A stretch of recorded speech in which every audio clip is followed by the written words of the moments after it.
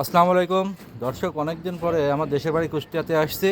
এখানে যারা থাকে আব্বা বড় বোন তারা দীর্ঘদিন ঢাকায় ছিল, যার কারণে বাসার ছাদের কিছু গাছপালা আছে এগুলো একদম যাচ্ছেতাই অবস্থা হয়ে গেছে। তো আব্বা যেহেতু চলে আসছে, আবার এইটা কিছুদিনের মধ্যেই ঠিক করে ফেলবে। এই যে এটা হচ্ছে একটা লেবু গাছ।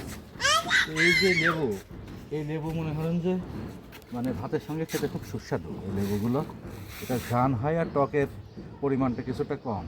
তো একটা এখন নিয়ে যাবো। আব্দুল্লাহ আব্দুল্লাহ নাও, চলো। বিসমিল্লাহ। এই মরিচ নিয়ে যাব, এটা খুব ঝাল। এটা এখন দুপুরের খাবার সঙ্গে এটা একটা খাওয়া হবে। এটা হচ্ছে রস বেশি হয়, এটা রস বেশি হয় এগুলোর। এটা ভাতের সঙ্গে খুব বেশি স্বাদ লাগে না। আর এই যে একটা দেখতে পাচ্ছেন সজনে গাছ, 12 মাসই এটা মোটামুটি হয়, 12 মাসই হয়। কত সুন্দর একটা গোলাপ, কত সুন্দর একটা গোলাপ। গোলাপের টবে আবার একটা বেগুনের গাছও আছে। কত সুন্দর গোলাপ, মাশাআল্লাহ। তারপরে এই যে এটা হলো স্নোবল, এটা চন্দ্রমল্লিকা। এছাড়া বেশ কিছু গাছ আছে।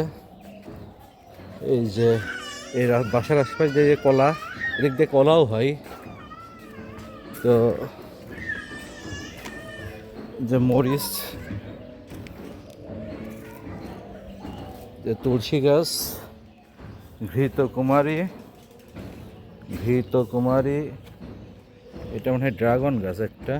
আর এই যে এই আম গাছটা খুবই সুস্বাদু আম দেয়। গাল গল্প মনে করবেন না, এত সুস্বাদু আম আমি আমার জীবনে খাইনি। মানে আপনারা বাজারে সচরাচর যে পাওয়া যায় না এই আম, এত টেস্ট।